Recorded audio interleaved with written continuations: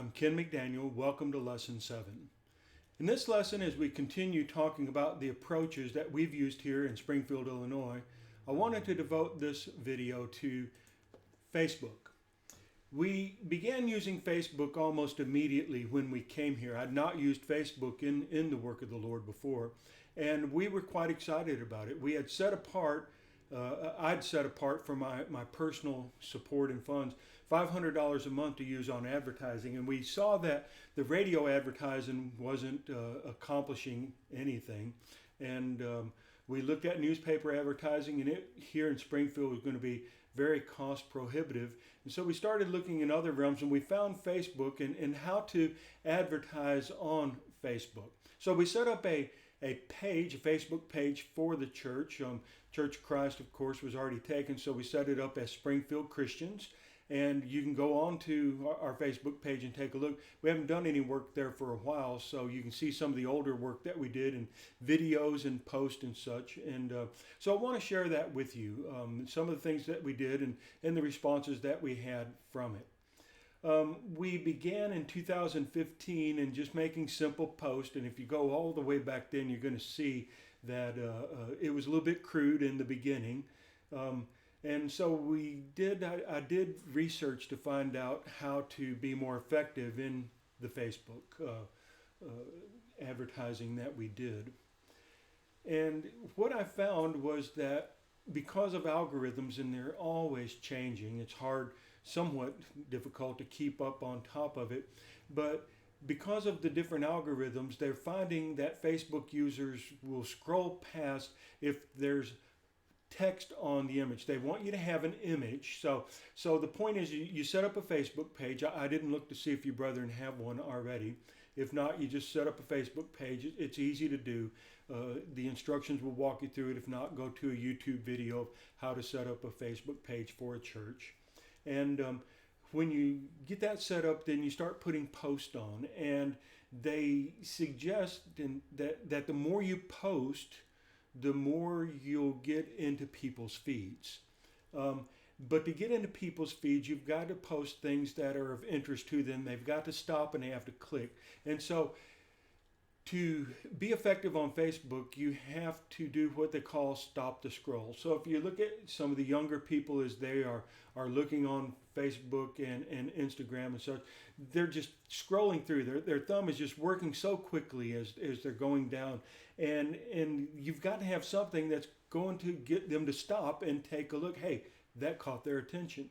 And so the two things that they say that are most effective in what they call stopping the scroll is to have an image on your post and an image only, and for that to have color. That color will stop the scroll, and emotion. So if you have an image of a family and they are wearing a bright orange clothing, that's going to stop the scroll. It's not bright orange, is not the only thing, but color is going to stop the scroll. Also emotion. If you've got an image of a person who is extremely happy or someone who's despondent, that's going to get people to stop and take a look. And so when they click on the image, then you'll have your information on there.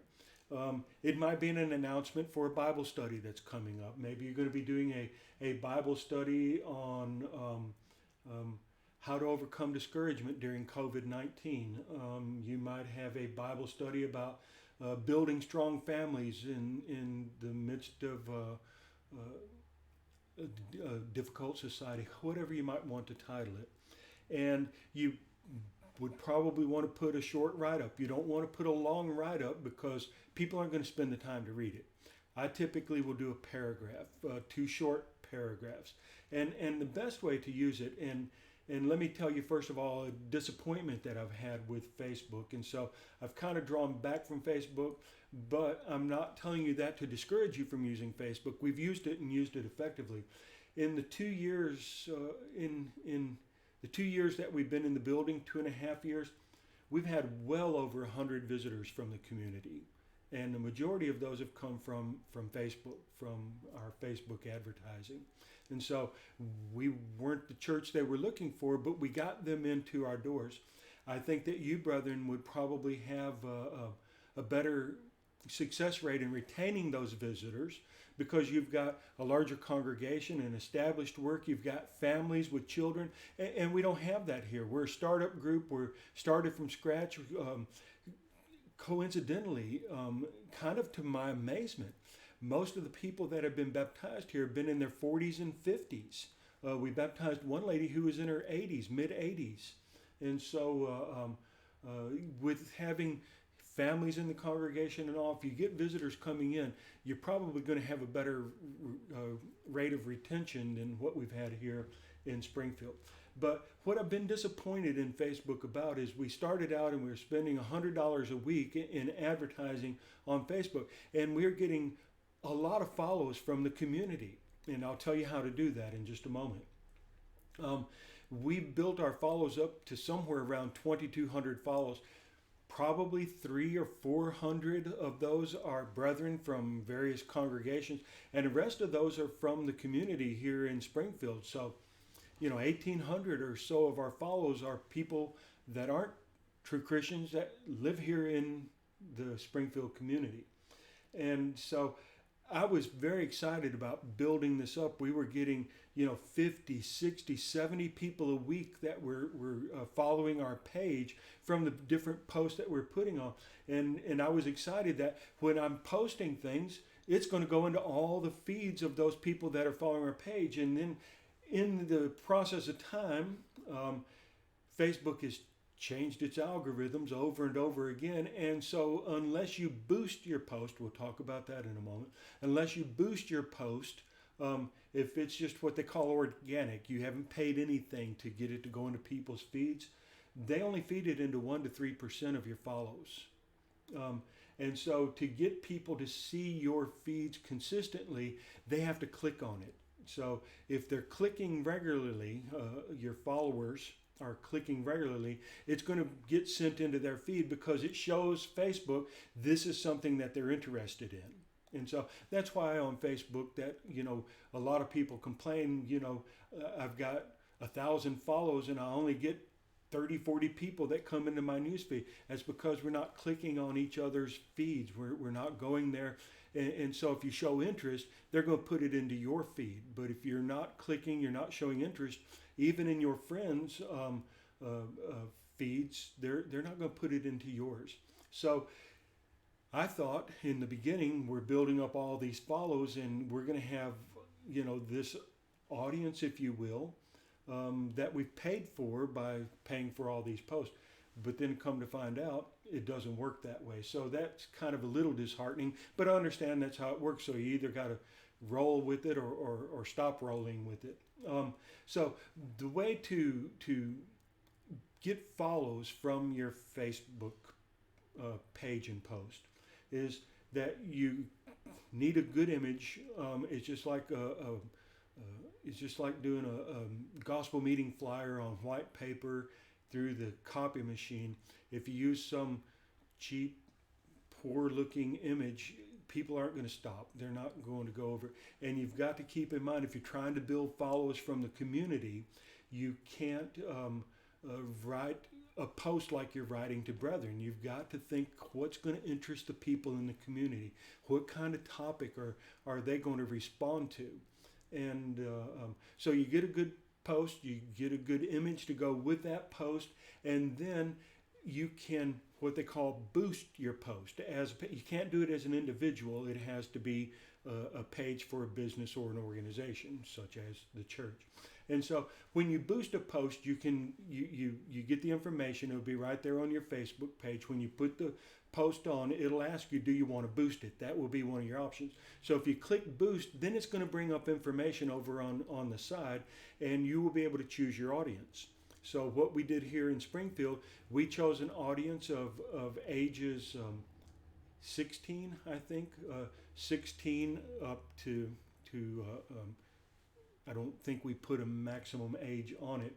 And we put the audience of Springfield in a 10-mile radius. You can put tags on there. You can create different audiences.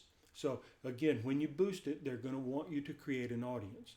You would create your audience if Jonesboro's where you want Jonesboro and however many mile radius outside of Jonesboro. And then you can put tags. I put tags on one of our audiences of Bible study. I just put a bunch of things on: Bible study, truth, family, baptism, all these spiritual things I put on there. And so people that are interested in these things, when you boost, it's going to go into those people's feeds. You get somebody that his interests are Harleys and Budweiser and tattoos.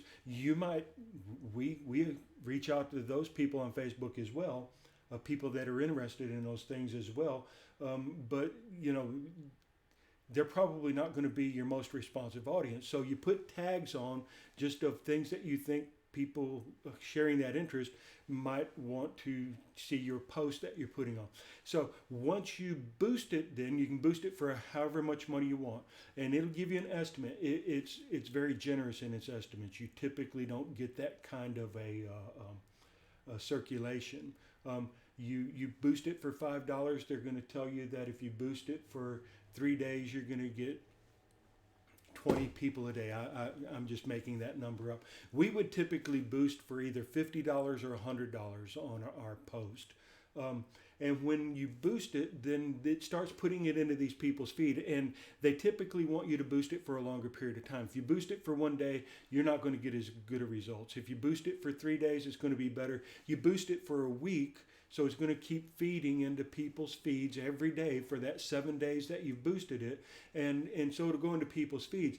And people will click on like, love, whatever. Some people will click a mad face. Some people will tell you, don't put this in my news feed anymore. Very, very seldom that happens. There's nothing you can do about whose news feed that they put it into. And I usually just respond to those people, sorry for any inconvenience. If you will click on the 3 dots and put do not see this anymore, that'll take care of it. So just be nice to those people and tell them sorry for their inconvenience.